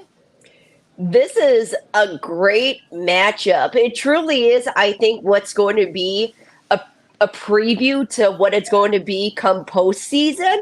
The Cowboys historically this season just have not been playing well against really good teams. The Dolphins, for example, they probably are feeling very heated after that devastating loss because in their minds they probably should have won that game. And the Lions, they've kind of been on and off the last couple of weeks, I'd say, having some great games and then some games where it's like, well, shoot, what did we do wrong there? They just got the NFC title for the first time since 1939, I think I saw. So good for them. Thank you. And I said it at the beginning of the year that's the team to watch out for is the Lions. But I think since the Cowboys are feeling a little bit heated, I think they're going to pull this win out. It's going to be close, really close, but I think in the end, the Cowboys, they're going to win it. Sid? I got the Cowboys in this one. They're a better team at home than they are on the road. They should have won that game at Miami last week, but their defense fell asleep at the wheel on that last drive by the Dolphins. So I have the Cowboys in this one. They're at home, and they're favored by 6. Yeah, I got the Cowboys too. I mean, but watch the jerk like 3 touchdowns and the Lions end up winning it. So they have an outside shot at the 2 seeds. So we'll see what happens there. Now, speaking of the Dolphins, we watched this game in my the computer screen. Since we'll get to that in a second. Dolphins and Ravens. It looks like Jalen Waddle will not play, so that could be a big deterrent here. I think the Ravens, I know they're going to be on that high from that 49ers win on Monday night, but they win this. They get the number 1 seed. They want to take care of business, so I'm taking the Ravens here. I'm going to go with the Dolphins for this one. They're hungry. They're looking for their first title for the first time in a long time. And with the Ravens and how they performed with the 49ers last week, if you look at Lamar Jackson's stats, he didn't do really anything impressive. If anything, he didn't mess up. That's the most impressive part about his game last week. And he just happened to catch Brock Purdy on a tough day. He happened to catch the 49ers on a tough day in general. And I think the Dolphins are going to continue to ride that high, and they want to clinch that title. And I think they're going to do it with the Ravens this weekend.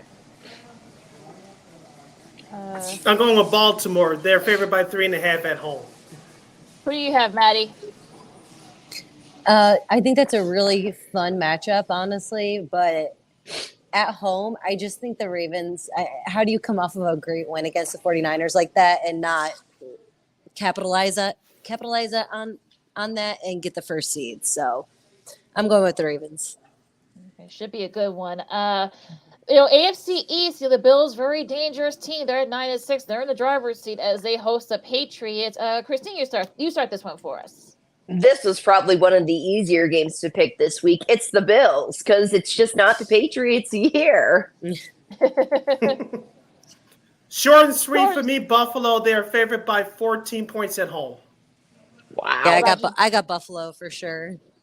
Jordan sweep Buffalo. Oh, we'll see. That was easy. That was easy. We're on unison that one. AFC South, the Texans. It looks like CJ Stroud has finally cleared concussion protocol, so it looks like he'll play on Sunday as they face the Titans, who've been eliminated for playoff contention. Sid, you start this one.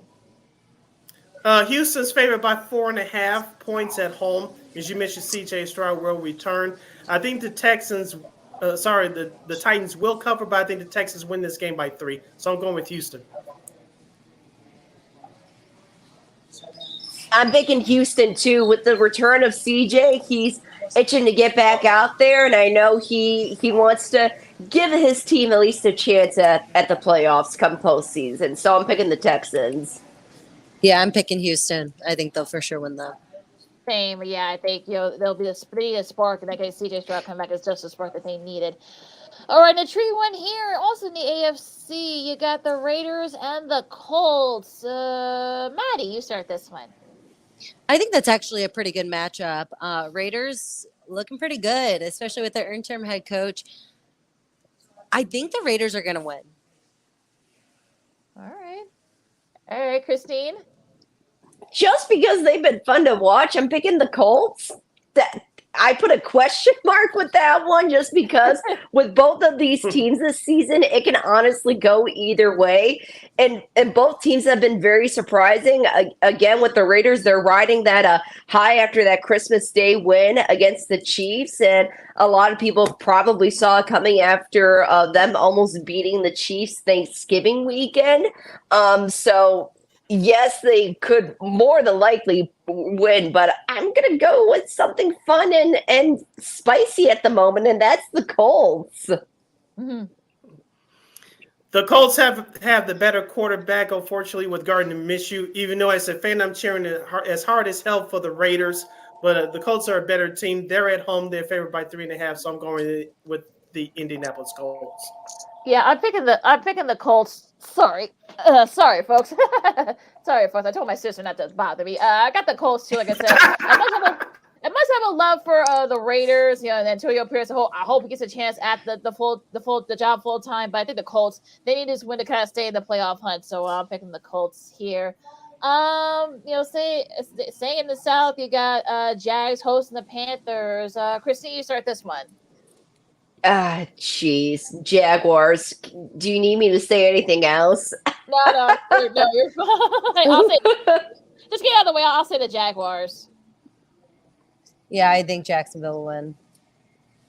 Yeah, Jacksonville's favored by 6 points at home. They desperately need this game after blowing it at Tampa last week, getting blown off the field. So I'm going with Jacksonville here. All right. Now, okay, we got the Rams and the Giants. Sid, you start this one. The Giants are 5.5 point underdogs at home. The Rams need this win to keep their playoff hopes alive. I think the Giants will play better, but I see the Rams win this by a field goal. So I'm going with the Rams. Yeah, I'm actually going to go with the Rams too. RIP Tommy DeVito for getting benched. I found out this weekend that my aunt is a huge Tommy DeVito fan. So when I told her, he's benched this weekend, she's absolutely devastated. Oh, so I know a lot of Tommy DeVito fans. They feel for him right now, but what can you do? So I'm going to go with the Rams. Maddie? Hey, I'm going with the Giants because I need them to step up so my Bears are okay. So I'm going with the Giants. I don't like the Rams anyways, so. I'm picking the Rams too, making a almost sweep there. But now we're going to the Fox games. The second game on Fox. You got the Cardinals and the Eagles. I'll go ahead and do this one. Start this one. Eagles. I know they haven't been playing very well lately. I know they got a lot of question marks on various spots, but I think Arizona's tanking, so I'm picking the Eagles. Same. I'm picking the Eagles. The Cardinals just haven't been great all year, and Kyler Murray coming back didn't make a difference, in my opinion. And the Eagles, again, lots of question marks. I said that all season. They've been ugly winning, as I like to call it, and that's going to happen this weekend, I think. Yeah, I got Philly win. Okay, Sorry. Philadelphia's favored by 12. I'm going with the Eagles. Yeah, the Eagles too, Maddie? Yes. Okay, perfect. All right. AFC South, okay. I mean NFC South, I should say. This could be for this could be probably very lucky for the division. You got the Bucks hosting the Saints. Maddie, you start this one for us. You know, I love Tampa Bay, so I think the Bucks they look pretty good lately. So I think the Bucks are going to win that one. Christine? Home field advantage. Bucks are looking good. Keep it going. I'm going with Christine's favorite fantasy quarterback from a football quarterback from a couple years ago, Baker Mayfield. He has 26 touchdowns to 8 interceptions on the season. He's playing for a contract, and he deserves it right now. Whoever wins this game, I think, will win the NFC South. Tampa Bay's in the driver's seat. I'm going with the Bucks, and they are favored by 2.5 points at home. Yeah, the Bucks are kind of quiet, 8-7, so they might not be a team you may not want to face in that first week in the wild card round. So yeah, I'm picking the Bucks. Yeah, Mayfield's been playing very well. The defense actually been pretty solid. I like how they're playing. The Saints, I don't really trust, so that's one of the reasons. We'll give it short and sweet with this one. I think the Commanders, and as they host the 49ers, looks like Brissett is in, Howell's out. But I think the 49ers will be not be in a very good mood, even though they're going to be traveling across country and playing new. So, yeah, I think the 49ers should win this one pretty easily against the Commanders. Easy 49ers for me. They're hungry and angry. Yeah, 49ers for me. Okay. Yeah, San Francisco, and they're favored by 13.5 points. Yeah, you may have to take the over on that one. Just saying. The first of the 3 o'clock games, you got the Steelers and the Seahawks, and it's just an intriguing one. It could be a playoff elimination game. So you start this one. For those of you in the Chicago area, you'll be watching this game on Fox 32 at 3 o'clock. Seattle's favored by 3.5 points at home. The Steelers upset the Bengals at home last week. Seattle beat the Titans on the road last week for their first win on the East Coast for this season. I'm sensing a little bit of an upset here. I'm going with Seattle. I'm picking Seattle too. I just don't see it for the Steelers this year, and it's a shame too. I'm picking Pittsburgh because I need them to win. So That's not bad logic, man. We'll let you go on that way. That's not bad logic. I picked the Seahawks too. I mean, they've been playing well. They grind it out. They're still right there in the division. So yeah, I'm picking the Seahawks. You got the Chargers and the Broncos in the underachieving bowl, as we call this one. Christine, you start this one for us. Lesser of two evils, the Broncos. So I'm picking the Broncos. I'm going with the Broncos here too, even though they told Russell Wilson to go kick it somewhere else and give him the boot. I don't know. We'll have time to discuss that. But besides that, like Christine says, the lesser of two evils. I'm going with Denver only because they're at home. They're favored by 3.5. yeah, I'll go Denver. Same thing. Denver making a clean sweep. Denver. All right, a good one here, and this will be the game of the week here for CBS. You got the Bengals and the Chiefs. You wonder how the Chiefs are going to react after being upset by the Raiders. The Bengals had that loss getting hammered by the Steelers, so the Bengals really need this win, to stay in the thick of it in the AFC playoff picture. It will be close. But I'm picking the Chiefs. I think the Chiefs should be able to get it. This is a kind of a get right game for them, I think. I was going to say the same thing. This is a good get-right game for them, especially if they all keep their penalties in check with the refs to see if they're in line with the ball, and they should be fine. Is it in Kansas City? I'm going with Kansas. Yes. It's in Kansas City, yes. Yep. I'm going with the Bengals. I just don't like Kansas City, so I just can't justify that.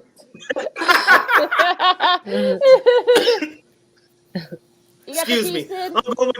I'm going with Kansas City as well. They'll barely do enough just to win. And speaking of Arrowhead, the Chiefs are 4-4 at home this year, and they are favored by 6.5. Ooh, 6.5. That might be a little bit high, but yeah. But is that with or without Taylor?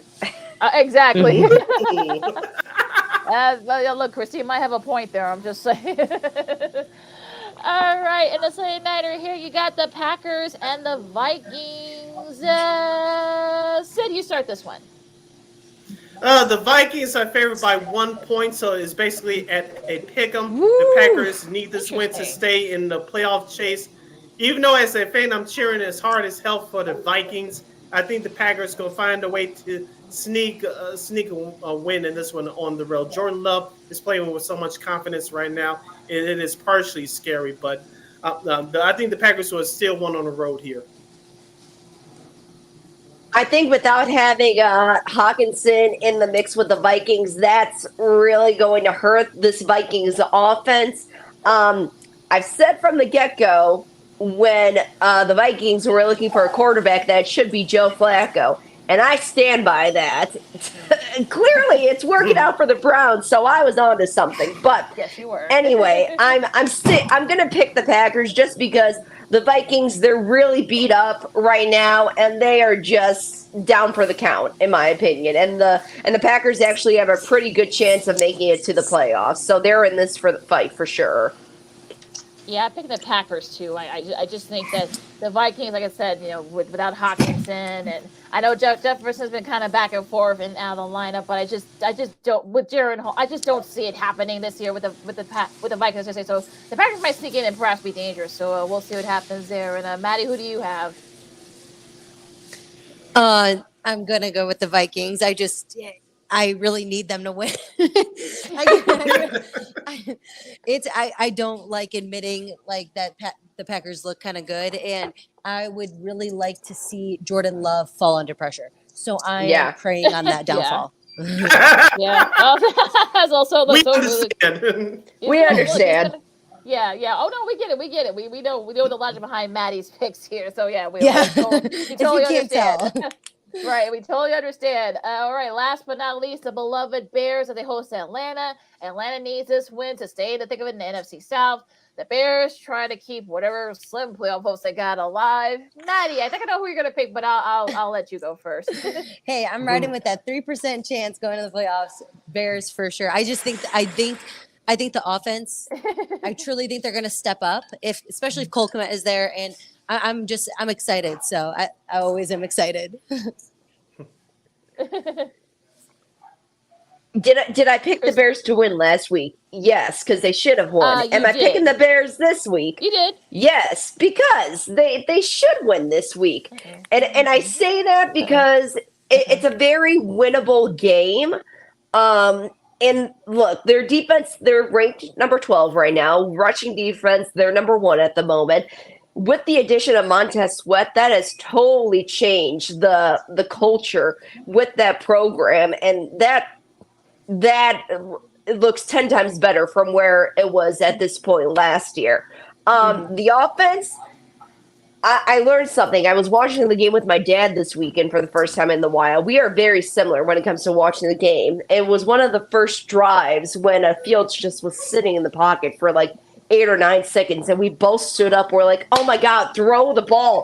And finally he threw the ball, and it was a great pass. And it's like, oh my God, why can't you just do that like automatically and go? So I don't know what the future is for Fields. I've never said that he's not a good quarterback. I just don't think he's working well with whatever the system that the Bears are trying to create right now.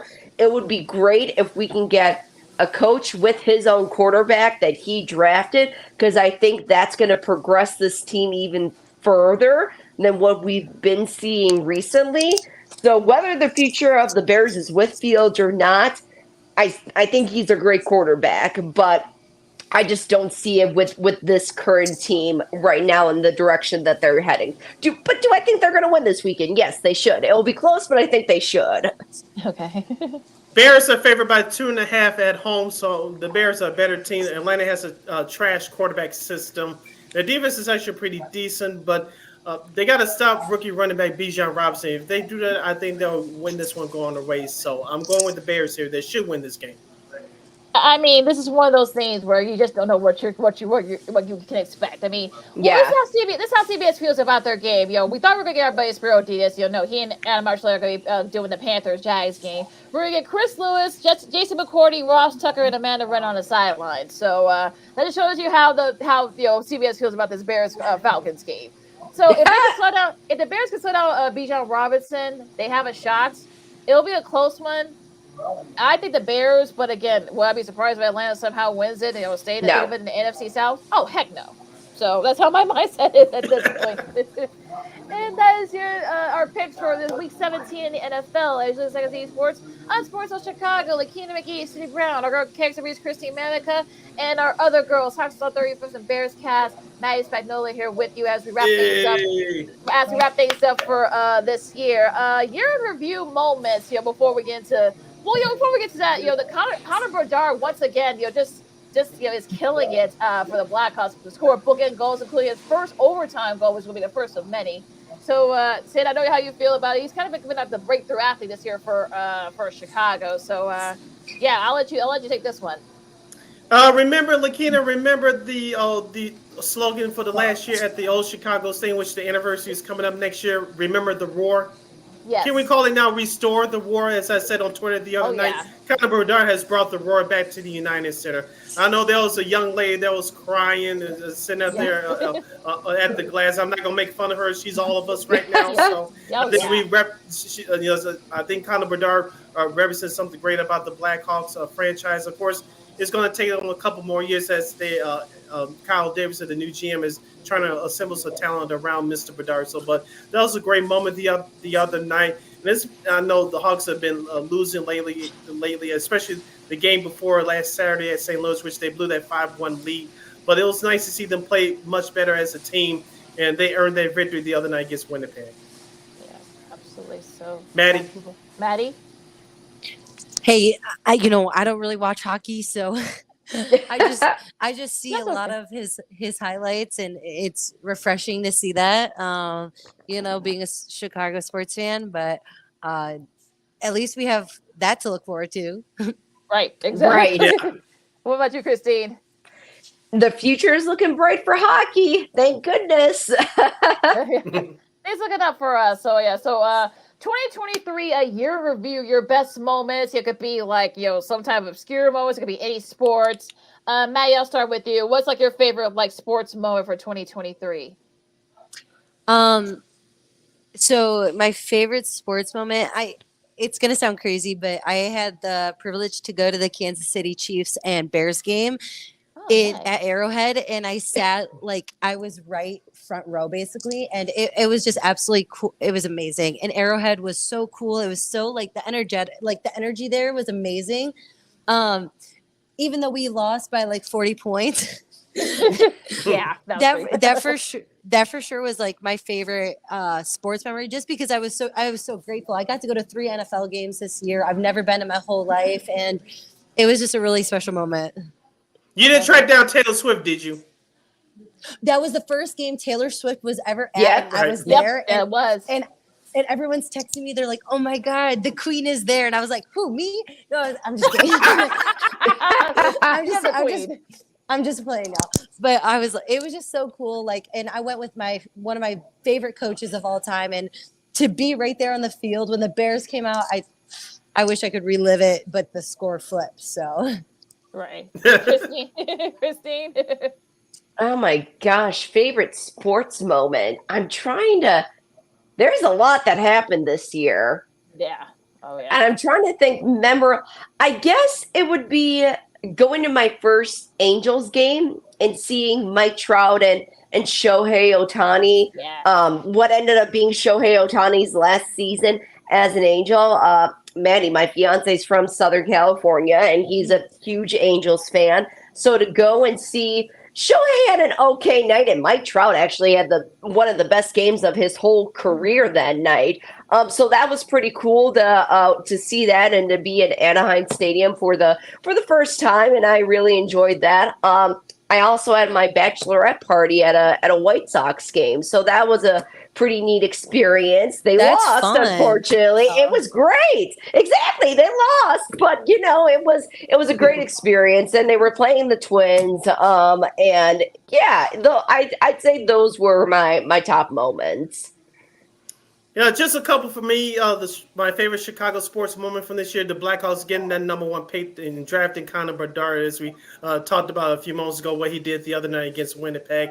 My personal sports moment this year: continuing to meet new followers on my social media feeds like Maddie, and of course, shout out to the Chicago Sports Buzz. So we can get them on this show down the road. They did a hell of a job from opening day until the last tailgate of the season back in September. So meeting all the other White Sox fans who we follow, we communicate with on social media, like folks like Maddie and some of the others. Those perhaps my best sports moment of the year, even though the White Sox stink, just meeting the fans. And of course, shout out to the whole Section 108 crew. For those of you that don't know anything about them, look them up on YouTube, look them up on social media, and give them a follow. They're a great bunch of guys.